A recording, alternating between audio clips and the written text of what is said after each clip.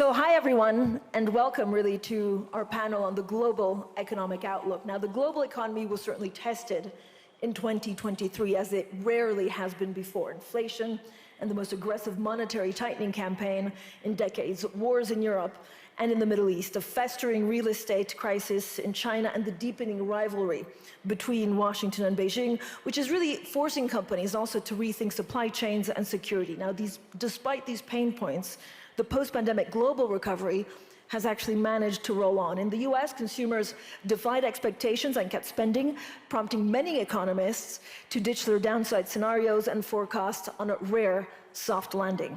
In China, the booming electric vehicle industry, along with a healthy dose of fiscal stimulus, helped leaders stick close to their growth targets.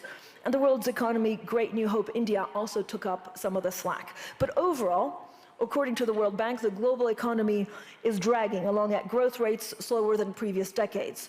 And this is as the post-pandemic rebound is weighing down by high interest rates. So we're looking at sluggish trade, geopolitical tensions that will hit developing countries hardest. So without giving you a pessimist guide to 2024, we want to look at some of the main pressure points, some of the growth foundations for the future, and of course there are many elections and expectations on future trajectory. For your social media, you can also do hashtag WEF24. So this is our all-star panel: Christine Lagarde, President of the European Central Bank; Christian Lindner, Federal Minister of Finance of Germany; Mohamed El Jadaan, Minister of Finance of Saudi Arabia; President Tharman Shanmugaratnam, the President of Singapore; Dr. Ngozi Okonjo-Iweala, Director General of the World Trade Organization; and David Rubenstein, co-founder and co-chairman of Carlyle. So thank you all for joining us. Mr. President, let me start off with you. 2023 really surprised expectations to the upside. Is the global economy really now as resilient as we think? Well, we have to think about it not on a year-to-year basis, because the largest challenges to resilience that we face are what's creeping beneath. It's the slow-moving changes that threaten us in a far more fundamental way in the years to come. We know what they are. We know what's happening in the shift in the global ecological balance. We know what's happening in terms of the aging of societies, which we are by and large not prepared for. We know what's happening in the gradual drift towards polarization. These are the real threats to resilience and to human security. And I'm not even talking about the wars, including the stupid wars that we see. Thank you so much. Madame Lagarde, can you talk to us about what you saw in 2023 that gives you hope for economies in the future? Well, good morning to everyone first, and thank you for having me on the panel, because I'm a strange panelist, actually, because I cannot talk about the things that I spend 100% of my time on. I'm a central bank president for the European Central Bank. We have a monetary policy meeting coming up on Wednesday and Thursday, and during 1 week before that, I cannot talk about what I do, what I hope for, what the analysis supporting our conclusions is. So, I thought long and hard. And I tried to identify a few of the trends that we have seen in 23 that will have no impact on our decision next week, and what we should sort of anticipate for the future. And I came around to something that I called normalization. That's what we are beginning to see especially in the end of 23, but towards something that is not going to be normality.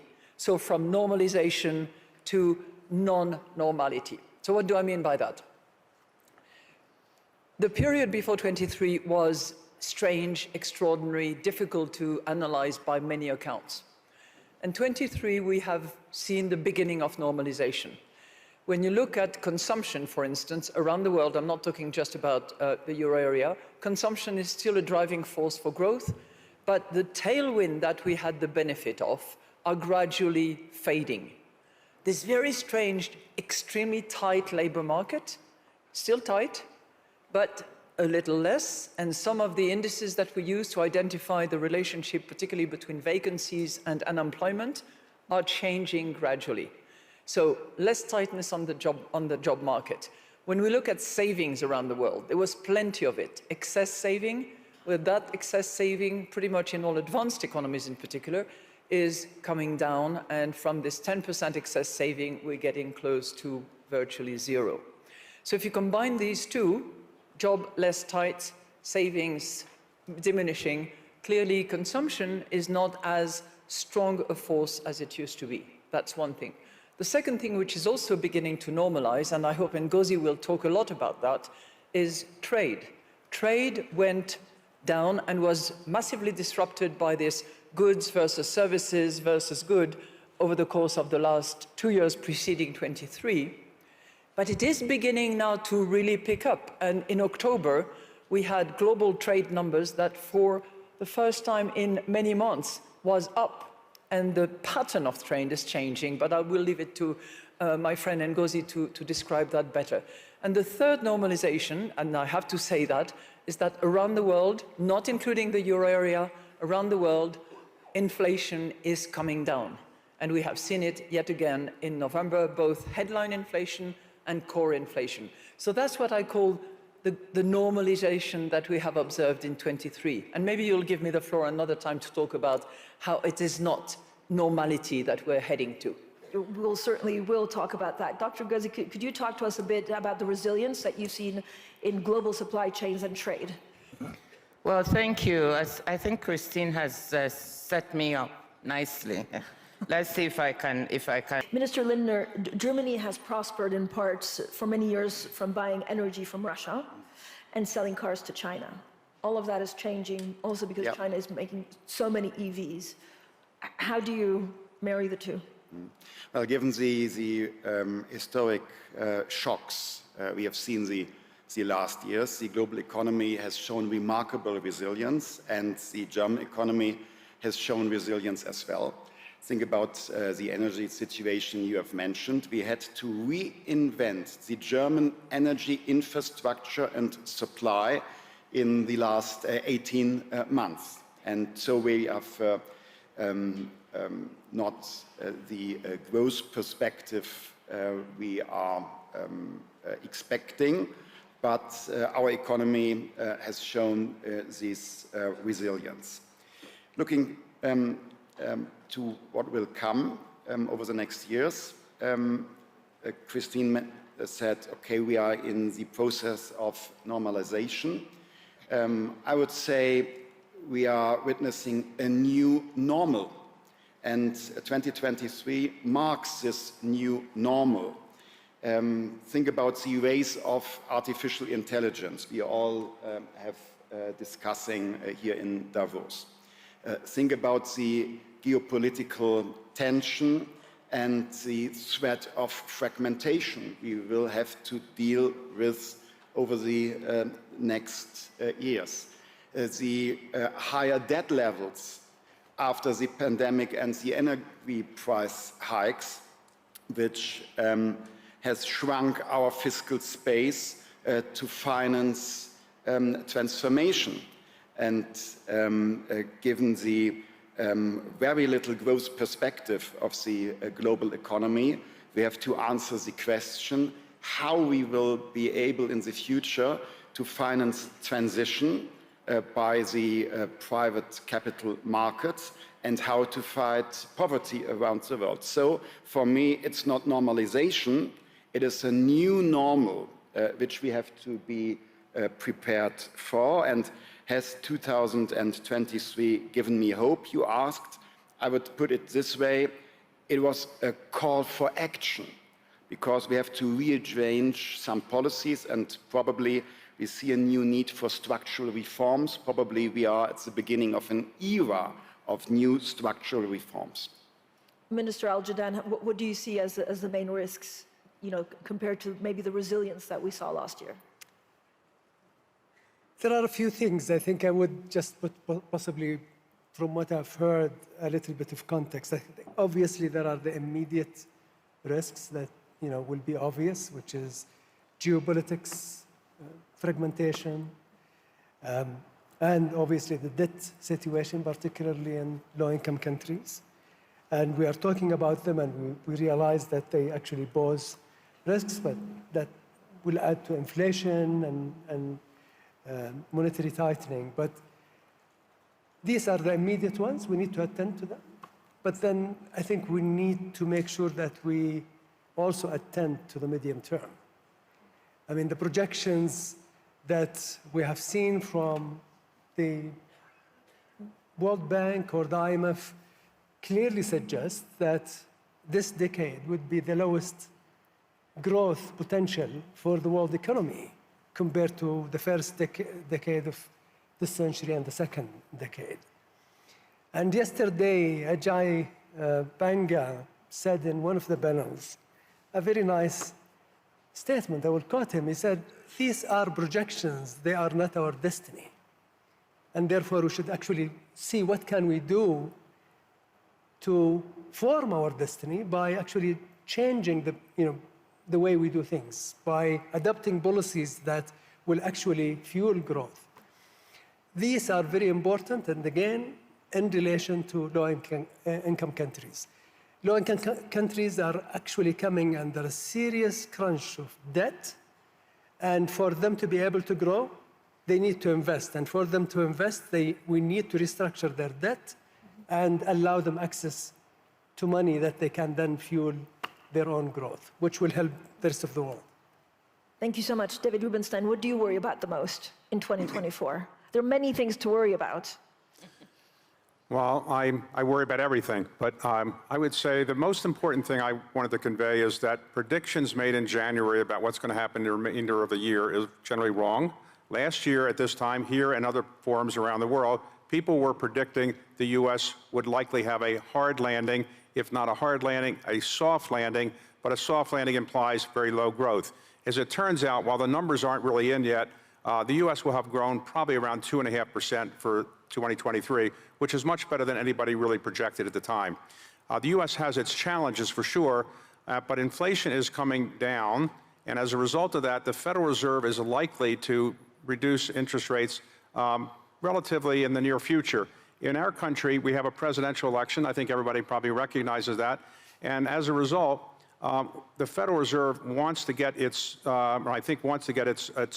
rate cuts out of the way before the presidential election is in full steam.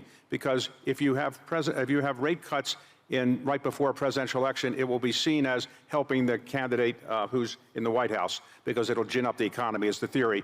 And so the Republican nominee would not be happy with that. So the Fed is going to get 3 rate cuts in or more this year, as I expect it will. It will have to get those done relatively in the first quarter, certainly in the first half. So you can expect to see rate cuts. And that will probably drive the U.S. economy. During presidential election years, the U.S. economy generally does pretty well. We tend not to be in recessions in presidential election years because Congress spends a lot of money, and the Fed tends to be relatively easy on monetary policy during presidential election years. The biggest risk for the U.S. economy is the usual risk that everybody has. Are we going to be in a war somewhere, something like that? Is there going to be another pandemic? But it's really like we look out in the mirror and the enemy is us. Because the biggest risk we really have is the dysfunction of the U.S. government, our inability to pass appropriation bills that fund the government on time, the inability to deal with the debt limit issues on time.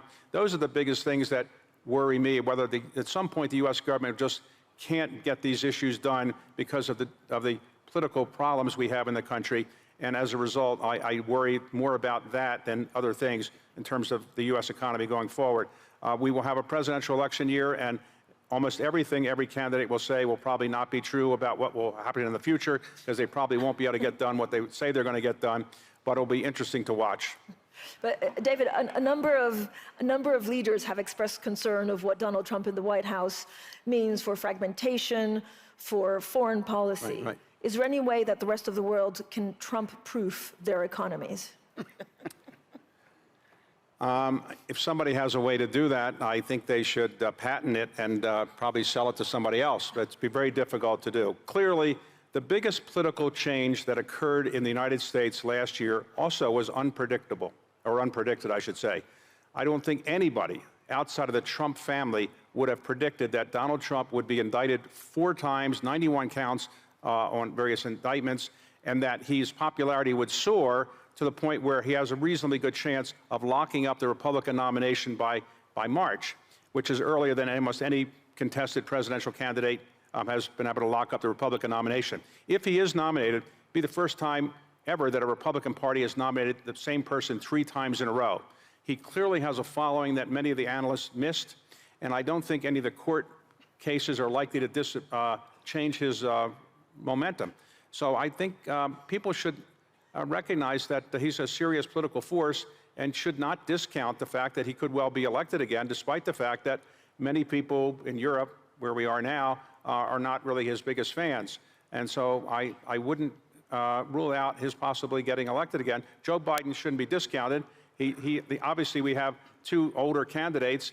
People have suggested to me that I should run for president, but I say I'm only 74 and you need to be older to run. So, but I do think, to be very serious, it'll be a relatively close election. And the final comment is, in our country, in the last 2 presidential elections, 45 states out of the 50 voted exactly the same way in each of those 2 elections. Only 5 states voted differently. Those 5 states are Arizona, Georgia, Minnesota, Michigan, Pennsylvania, and Wisconsin. Those 5 states are the only ones that voted differently in those 2 elections. Right now, Donald Trump is ahead in all 5 of those states. He lost all 5 of those states last time. Hillary Clinton lost those 5 states as well. Biden won them last time. So if everything will get down to those 5 states, and right now, if the election were held today, it would be difficult to see how Trump would lose that election today, but it's a long way away. And the most important thing you can say about presidential elections in our country is things change all the time, and we won't know for sure probably until about a month before the election where it's really going to go. So, Minister Lindner, how should Europe prepare? And again, how difficult is it as a finance minister to look at models? This is for Minister Lindner. How difficult is it to look at models, to forecast, given all the crises, given the elections, and actually you don't really know what you're left with in 12 months? Well, I think we are talking too much about Donald Trump in Europe, and we should prepare ourselves for a possible second term for Donald Trump by fostering our European competitiveness. Doing our homework is the best preparation for a possible second term of Donald Trump, and this includes our capabilities to defend ourselves, being an attractive partner on eye level when it comes to the economic situation and when it comes to a fair burden sharing under the roof of NATO is the best we can do to be in a good partnership with the United States. And then it doesn't matter which administration, if we are attractive, if we do not have to ask others because we have capabilities ourselves, it's the best way to cooperate. And this is completely for both possible outcomes of the election in the United States, doing our homework. Madame Lagarde? I'd love to follow up on what Christian is saying. I think the best defense, if that's the way we want to look at it, is attack. And to attack properly, you need to be strong at home. So being strong means having a strong, deep market, having a real single market, and we should be expecting some suggestions by Enrico Letta, former Prime Minister of Italy, who is in charge of producing this report on how we can deepen and improve the functioning of that single market, which is a huge economic zone in the world, but which is not completely a single market yet, as many CEOs, I'm sure, experience on a daily basis. And we should, more importantly, make sure that the money that is saved in Europe, or the money that is associated with pension, is actually invested in a capital market union that actually functions efficiently to rally the investment that we badly need for the transition towards a greener economy, which relies certainly for a period of time on fossil fuel, but less so, as was indicated in the last COP28, and moves towards renewable, where investment is badly needed. May I add just one little aspect, because I'm grateful that Christine has mentioned the Capital Markets Union. I'm concerned that some policymakers in the European Union tend to follow the United States to subsidize almost everything. But we have to avoid a subsidy race we cannot afford. I'm curious of the next US administration can continue the way they support their economy. I wonder if it's sustainable to pay so high subsidies. But what we have to do is to improve our framework conditions for our economies and to make further progress in capital markets union. Our competitive disadvantage compared to the US is not subsidies, it's the function of our private capital market. Mr. President, Singapore is, of course, a country that does well when the world is working well together, less well when China and the US are falling apart. So what's your take on this US-China stress? Well, I think the US-China relationship is the central axis of tension when you look at the largest problems we face in the world. And it has to be refashioned into the central axis of partnership. They look at each other fundamentally as adversaries, and then they look for opportunities to cooperate within that framework. It has to be flipped around. Fundamentally, they have to be partners because the challenges that they both face are the same. Climate change, a lack of global order, a breaking up of the global trading system. They're challenges that both of them face, and both of them will suffer for it. And the two are absolutely essential to any solution, to climate, to peace, and to an open global trading system. And then within that, you can argue, you can badger, you can ensure fair competition, you can ensure that there's a way of dealing with each other that's consistent with the principles of openness and fair play. But we've got to flip things around where you're not fundamentally adversaries to one where you're fundamentally partners and then you argue about specifics. That's the fundamental repositioning that's required. So it's not just about a pause in the relationship, it's really about a repositioning in the relationship. Dr. Ngozi, if we move it forward, there are 3-4 pillars that we need to put in place to foster growth. And I don't know whether this year there will be a lot of distractions that keep us further away from that goal, but what would you focus on to bring back longer sustainable growth? Well, thank you. And I just want to say that I strongly support what Christian and Christine said. I think the best way to be prepared in for any eventuality is to focus on those things you need to do anyway. For me at the WTO, I don't fret about who is going to come or what is happening. Maybe that's an overstatement. But in a way, it's focusing on what do we need to do to strengthen and reform the organization so that whatever the circumstance, it will be able to deliver what it's supposed to deliver for people. So if we keep doing that, I think that's a strong answer, a bit of offense in that regard. But with respect to what are the pillars we should look at for restoring growth, I think that's a very good conversation because we focus a lot on the pessimistic things that might happen. But there are some bright shoots that I want to talk about on the trade side. First, I want to mention that in spite of all the uncertainties that we talk about, and I pointed to in the beginning, trade has been largely resilient. It is because of trade that Europe was able to find other sources of energy from the US and the Gulf and elsewhere to make up for the withdrawal of energy from Russia. It's because of trade that 35 countries dependent on the Black Sea region from Africa were able to find alternative sources of grain fertilizer. So trade has been a force for resilience. And there are some bright spots in trade that we need to be conscious of. There's digital trade and services trade is growing fast, especially digitally delivered services trade, growing at 8% per annum. And that is a very, very interesting thing because now we're all talking of digital platforms, AI, and this is a positive sign. And we should be preparing ourselves to say, how do we support such trade? How do we make sure that it benefits small and medium enterprises, women, those at the margin? Green trade has tripled from 2000 to now, tripled in value to $1.9 trillion. That's another opportunity. And finally, I want to say that the reshaping of supply chains, I see that as an opportunity and not a challenge.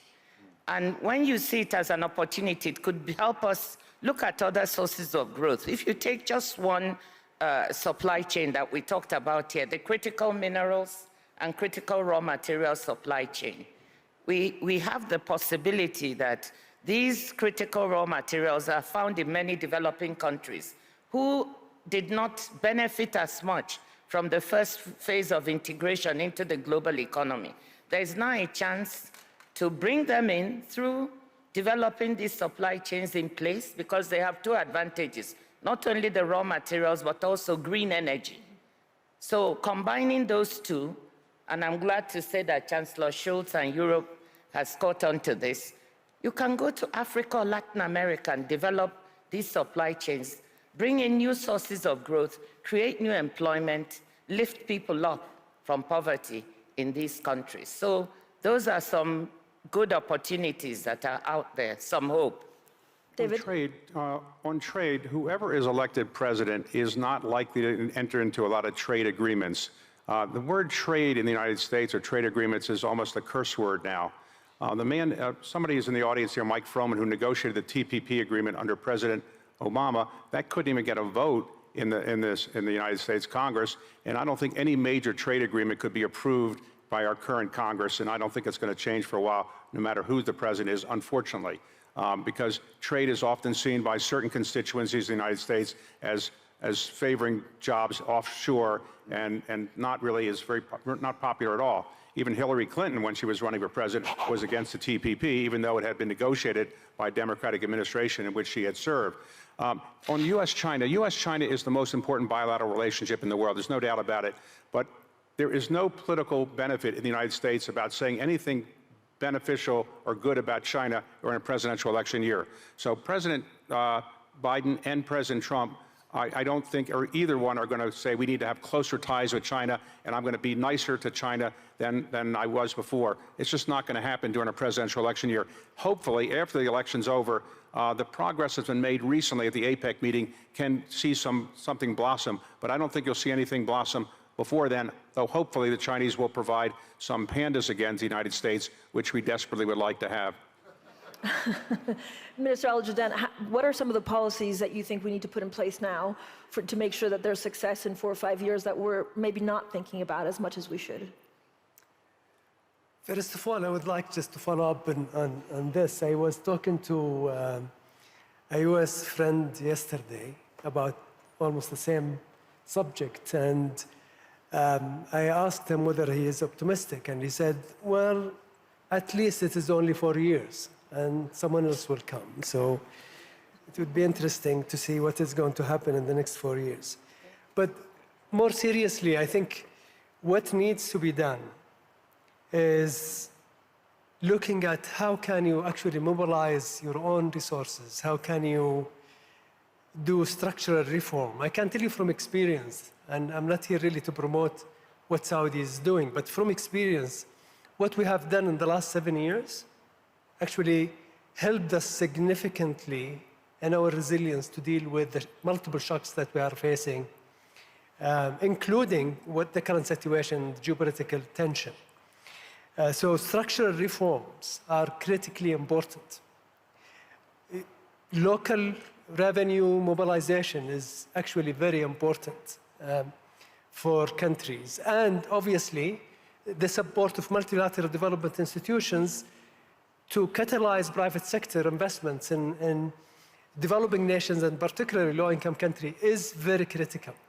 Catalyzing that is, I think, will be, and I'm actually very optimistic with the reform that the World Bank is doing, and actually bringing MEGA, IFC, and their own IBRD and IDA together to make sure that they provide that support and catalyze more private investments in low-income countries. I think this is promising, and I would love to see some results actually this year. Mr. President, you worry about something that we're not really talking about, and this is fiscal spending.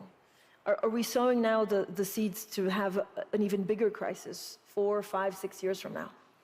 Well, I think the most important and most neglected area of public policy is fiscal reform.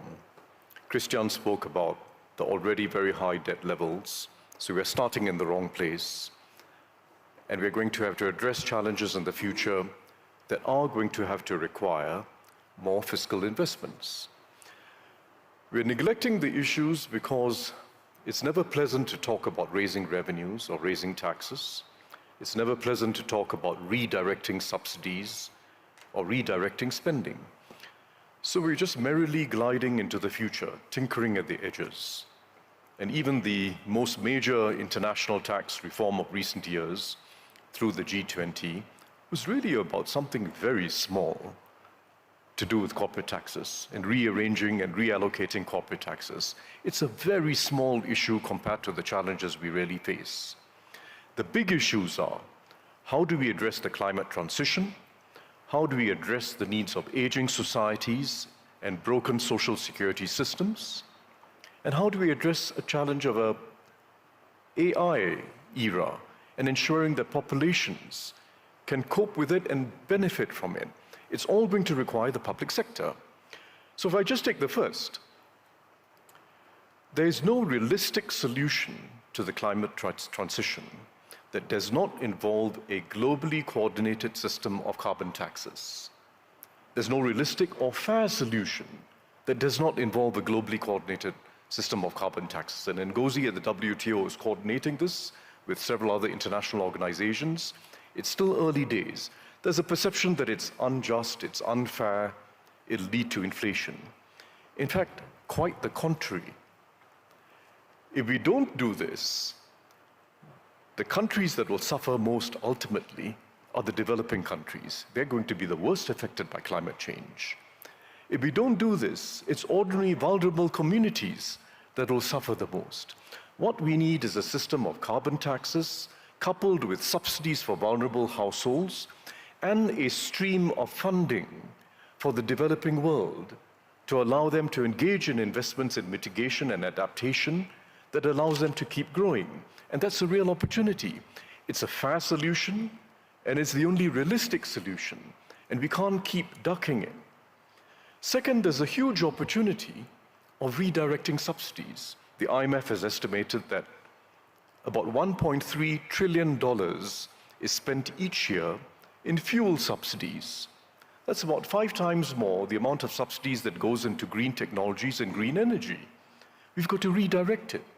Redirect those fuel subsidies to helping vulnerable households, to helping firms to adjust, and to spurring renewables and other green technologies. That's a major redirection. It's fair, it's sustainable, and it's realistic. It has to be achieved. The third issue that's maybe the most neglected is preparing for an aging society with confidence. And it means rejigging in significant ways of social security systems and healthcare financing systems. It's not sustainable.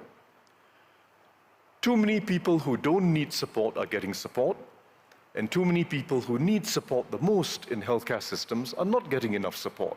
So there has to be a reshaping of that curve of subsidies within healthcare to benefit those who need it the most. There has to be more spending on preventive or preemptive healthcare spending to help people stay healthy for as long as they can, rather than wait for the very expensive occasions when they have to end up in hospital, particularly for acute care.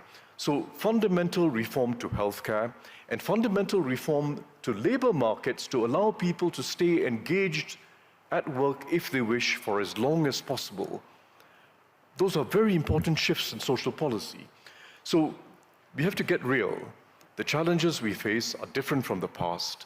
We're not going to address them by just tinkering around the edges with rearranging corporate taxes and the like. It requires raising taxes to take on the climate transition.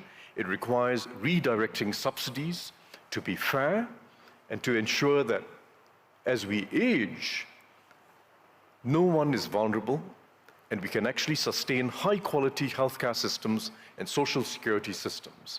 It requires change, and we discuss this very rarely. We have here 5 current and former finance ministers who've gone through years of discussion at the G20, at the IMF. We spend a lot of time talking about monetary policy. We spend very little time talking about fiscal policy reforms for a more secure future. Oh, on that, can I just say on that point, on fiscal reform in the United States, very difficult to do. We now have $34 trillion of debt, $34 trillion of debt. The interest on it is approaching our defense budget. And if we don't resolve this in the near future, something's going to happen to the dollar. The dollar has been the only reserve currency for quite some time. But if the United States can't get its fiscal act together, at some point, people are going to do what they did to the British pound and the Dutch guilder years ago when too much money was borrowed by those countries and their currency didn't become as valuable and therefore lost its reserve status. The U.S. doesn't have any real challenger right now to reserve currency status for the dollar, but it will if it keeps doing what it's doing. We have 122% of our GDP in debt, and each year our budget deficit is probably about 25% of our spending. And we just can't keep doing that, but there is nobody in the United States government that I see is really seriously addressing that problem, but it will be a big problem in the not too distant future. Thank you. Dr. Ngozi? Well, maybe you're pointing to me because I was nodding so much when Taman was talking, and that's why he's a favorite. I mean, we have to look at what we need to do on the fiscal side to finance the green transition. The money isn't coming. The amounts are huge in the trillions needed. You take Africa, for instance, it needs $190 billion to finance per year, up to 2030 to finance the green transition. What is it getting now? Minute amounts. How is it going to be raised? So we have to think of sensible things like, how do we raise that money? So that's one. The second is business. They're facing a lot of regulatory fragmentation. There are 73 different carbon taxing and pricing regimes in the world today. They are confused. When they go from one country to the other, they have to think about a different way and a different system. So how do we bring this together? So if we have a common methodology or framework for a global carbon pricing regime, I think that will help. And then we can use some of those resources that would be raised to help finance the green transition in those vulnerable countries that don't have the resources. So that was why I was nodding so vigorously. And I think developing countries need to get behind it. The international financial institutions have all been working on this in parallel. The IMF, the World Bank, the WTO, the OECD. And finally, we are coming together in one task force to try to see if we can put all our energies together and develop a common methodology or framework. We know that not every country is going to have a carbon price or tax. The US will never do it. They will approach it through regulation and subsidies and other means. But once we have a common framework, we can all measure what we're doing against that. And more importantly, we can transfer some of the resources raised to help finance the green transition. So thank you for raising that, Taman. Yeah. Dr. Ngozi, I know you have to leave in a couple of minutes because you have an important meeting. So a very quick question to you. Why has it been so slow? Is it because we're distracted with other crises? And are you confident that actually all of this is going in the right direction? Well, it's so slow because, I mean, when you talk of raising taxes or prices, it's never a popular subject anywhere. As Taman said, you have so many former present finance ministers on the panel, and we know what this means. It's politically a problem. Thank you so much, Dr. Ngozi. I know you have to go. Minister Al-Jadaan. I think a few points, and I listened to Mr. President, and we spoke briefly before we came on stage. I would like, first of all, I think let us agree that climate change is real. Risks from climate change are real, and we should work all together to find solutions that would help the planet and the livelihood of people. I think we are all in agreement. I remember in 2014, when Paris Agreement was reached, developed nations have committed $100 billion annually for developed countries to deal with climate change and for them to transition out of carbon-intensive energy. What have we seen so far? Almost zero. And I can understand Mr. President's enthusiasm about carbon tax and how it may change the equation, but then he linked it to two things. Subsidies to those who are in need. I agree, whenever you raise cost on your community or others, you need to look out for the less fortunate and provide social safety net. Agreed. The second caveat, Mr. President said, is we need to find a way that we channel part of that to low-income countries. We tried that and it failed. Now, so trying something else similar to what you have tried before and expect different results, it's very difficult. There are a lot of political resistance from developed nations. Politically, internally, I mean, we have heard just now some of the comments. So to say that we will put the tax, but then we will direct some of it to low-income countries is going to be very difficult politically, extremely difficult. Third, I would just remind ourselves that while we are enjoying the heated conference place here, there are over 600 million people in Africa that have no basic electricity. Not intermittent, basic, absolutely no electricity. So to say to them, go and eat cake, why are you looking for a bread, is hypocrisy, in my opinion. They have their own endowment. We should help them get that endowment from under their feet. Gas, for example, let them fuel their own transition. Allow them to use their own endowment, help them to use their youth, empower their youth, reskill their youth, train their youth. That is really what is going to change Africa and other low-income countries. Thank you very much. Thank you so much. Minister Lindner? I hope nobody tells my coalition partners and colleagues in cabinet that we are here considering raising taxes. Would cause serious problems for me domestically. Seriously, I would like to widen the perspective a bit. I completely share the idea of fighting global warming by ambitious action. But we should think about the right methodology. I think there is an alternative to carbon tax, and the alternative is a carbon market. In Germany, it is extremely costly to avoid further emissions.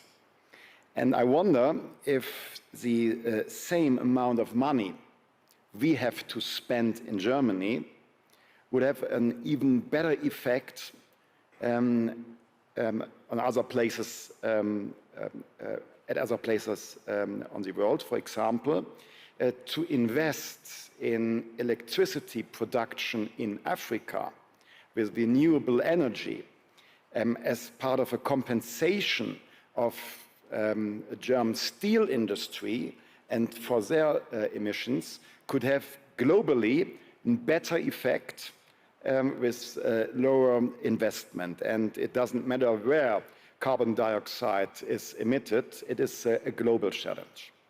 So probably we should ask OECD to work on a common framework for a global carbon market, as they did successfully on the global minimum taxation. If I'm allowed to, I would like to add a second remark. To finance all our needs for transition, fighting poverty, and to prepare for the aging societies, I think there's one solution. Given the demographics, given the investment needs, I think we have to foster our productivity. And this is why I'm advocating for structural reforms. In the labor markets, in technology, cutting red tape, being more competitive when it comes to corporate taxation. And well, obviously I'm talking about the reform agenda of Germany, but I think others have to face similar challenges. We in Germany, we have to do our homework, and probably we are part of a model because others have similar challenges. We had to solve our debt and deficit issues, which has made me becoming the loneliest minister in cabinet. But we succeeded to solve our debt issues, and now we have to strengthen the supply side. And I know what some of you are thinking. Germany probably is a sick man. Germany is not the sick man.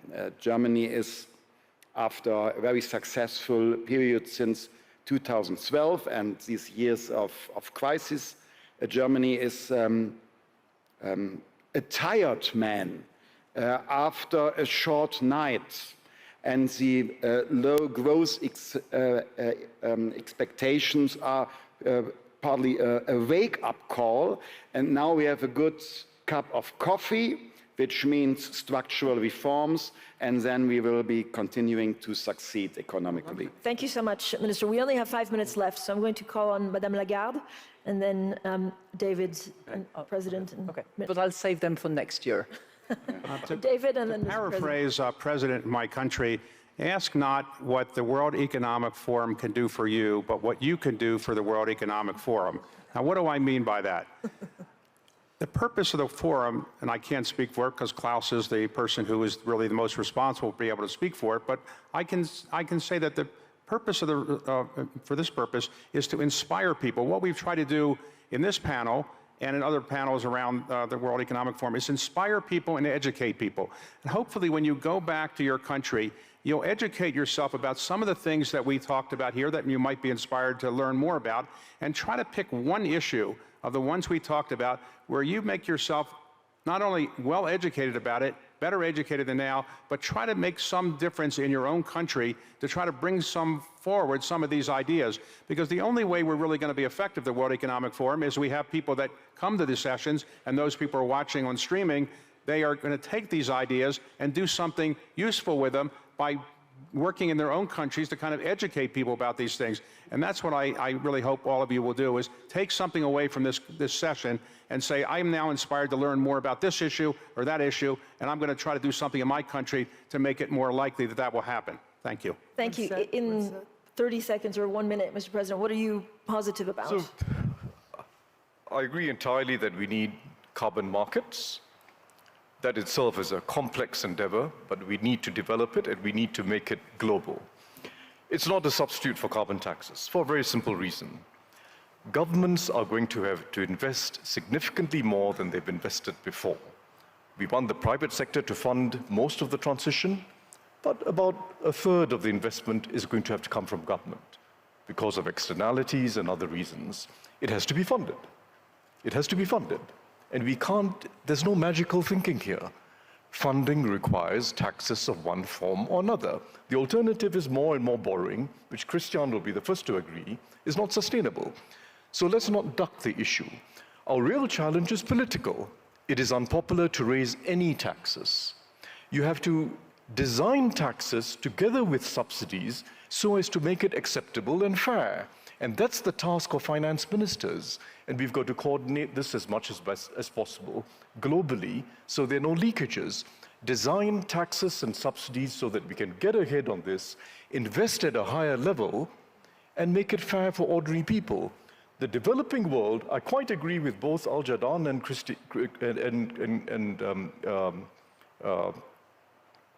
Christine. It is an opportunity. We have the opportunity, in fact, of growing green energy-powered industry in parts of the world which have lots of sun and wind. We have the opportunity of shaping growth strategies that are sustainable. but it's going to require investment. It's going to require support from the advanced world, going to require a much enhanced role for the international financial institutions. We can achieve it. So all I'm saying at the end of the day is our political antennae have gotten too short. We're all looking at the next elections in a whole range of countries, and the consequence if we carry on that way is going to be much more pain in future and a much higher hurdle that future politicians will need to cross. So let's start moving now, phase things in realistically, make sure that it's fair and just, and avoid piling up a large problem for the future. Thank you so much, Mr. President. You got the optimistic guide to 2024 and the pessimistic guide to 2024 and beyond. Thank you so much to all of our panelists. And I would love if the audience could also stay in their seats, also the panelists, because it's my great pleasure to welcome on the stage the President of the World Economic Forum, Borge Brende, for the closing remarks of this 54th World Economic Forum.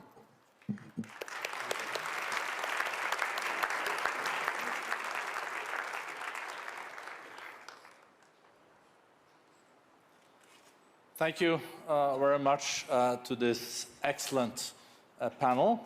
I think you revived a bit of optimism, but also a lot of realism. I remember when, as a young student in economics, it was said that if you bring 5 economists in the same room, there would be 8 different opinions. I think we could get some real consensus takeaway from this panel, especially when it comes to rebuilding trust. And that is also the theme of this annual meeting. So on behalf of our chairman, Professor Klaus Schwab, managing board, including myself, I would really like to use this opportunity to thank you for your active participation in the World Economic Forum's 54th annual meeting in Davos. This year's meeting came at a critical and complex moment, not only for the world, but for each person in it, something that was also alluded by the panel, also underlining the importance of inclusion. Rising global temperatures, a still fragile economy, and a deteriorating security landscape are challenges that are not bound by borders. They affect us all. There's no longer such a thing as a country, company, or community insulated from global shocks. And when it comes to leveraging opportunities, it is not possible to do so alone. Yet, we know the foundation of cooperation, trust, has been eroding in recent years, which is why this week's meeting on rebuilding trust has been so important. Leaders from around the world, from the public and private sectors, and from across generations gathered to show what can be achieved by working together. And I'm really heartened to see the impact. The annual meeting hosted 3,000 leaders, including 350 heads of state and governments and ministers. The presence of top government leaders alongside major CEOs across all industries fostered a new spirit of solidarity and cooperation, even among those with differing perspectives. It enabled the forum to continue its tradition of providing a space for diplomacy. More than 80 national security advisors from governments and international organizations met in Davos ahead of the meeting to advance a blueprint for peace, and world leaders voiced their support for President Zelensky and Ukraine. We hosted leaders from across the Middle East with the aim of supporting efforts to lower tensions and advance a path to peace. The forum's Friends of the African Continental Free Trade Area launched the first ever private sector action plan. We convened leaders from the Western Balkans and the EU who reiterated their commitment to a common European future underpinned by regional growth and stability. And the Humanitarian and Resilience Investing Initiative announced over 50 commitments that will boost impact investment and could unlock over 15 billion in frontier markets. The meeting focused on reviving the growth needed to strengthen our economies and societies. The Future of Growth initiative, supported by a new framework that looks beyond GDP growth, will be a 2-year campaign to help policymakers and economists share new ideas and best practices to balance growth with innovation, inclusion, sustainability, and resilience goals. The TradeTech Global Initiative outlined a vision for the collaborative use of technology for global commerce to unlock trillions in trade. New insights on the future of global fintech chartered a path to resilient and inclusive growth in the industry. And the Future of Industrial Strategies initiative shed light on the opportunities for companies and governments to co-create the next generation of industrial strategies. Participants made significant progress on climate action, nature protection, and energy transition. The First Movers Coalition has grown to almost 100 companies, providing the world's largest demand signal for breakthrough climate technologies in high-emission industry sectors such as steel and cement. And the World Economic Forum's Trillion Trees platform, that I know many of you are very committed to, announced over 100 companies pledging to conserve, restore, and grow 12 billion trees. The forum launched a network to mobilize clean energy investment for the Global South to help unlock an estimated 3 trillion needed for the energy transition. The Global Plastic Action Partnership welcomed Colombia and the Philippines, bringing the network of national action partnerships to 14. Technology, and particularly AI, was top of mind, and participants proposed balancing innovation and protection to ensure responsible development. The AI Governance Alliance announced a new global effort to increase AI access. The Center for the Fourth Industrial Revolution that we have created expanded with new centers in Germany, Vietnam, and Qatar, and intends, amongst others, to launch also now a center in Ukraine, in Kiev. Uplink raised 43 million in funding to help early-stage impact entrepreneurs scale their people and planet-focused ventures. And the Global Collaboration Village, that I hope you all visited, demonstrated the potential of next-generation technology to drive inclusion and sustainability. None of these developments can be advanced without investments in people and equitable opportunities. The Reskilling Revolution initiative announced that it has reached more than 680 million people with opportunities for improving education skills and job opportunities. And the Philippines, Vietnam, and Qatar have joined a growing network of 20 country accelerators focusing on human capital investments. The forum launched a new global gender parity sprint to accelerate economic parity by 2030, engaging 5 industries and 15 country accelerators. The Edison Alliance announced it has improved the lives of 784 million people through 320 initiatives across 127 countries on closing the digital divide. And the Global Alliance for Women's Health announced 42 organizations and have pledged 55 million to improve women's health and outcomes worldwide.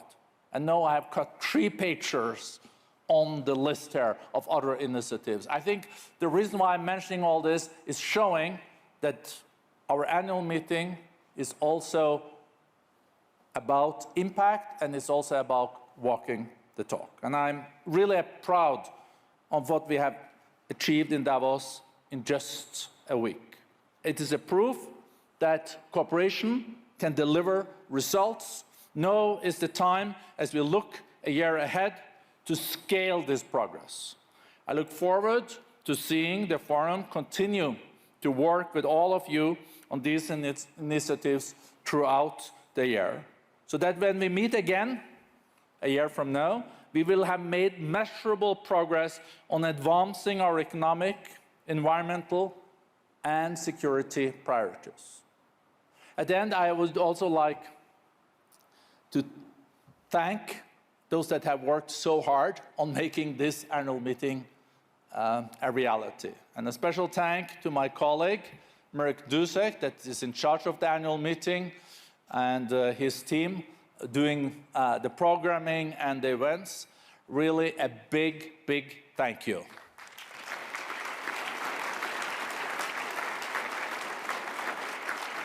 And I would also like to thank all my colleagues at the World Economic Forum that have worked 24/7 in making this happen. It's very rewarding, but I think we're all looking forward to not wake up at 5:30 tomorrow morning. So safe travels back home. And again, big thank you to this excellent panel. Thank you.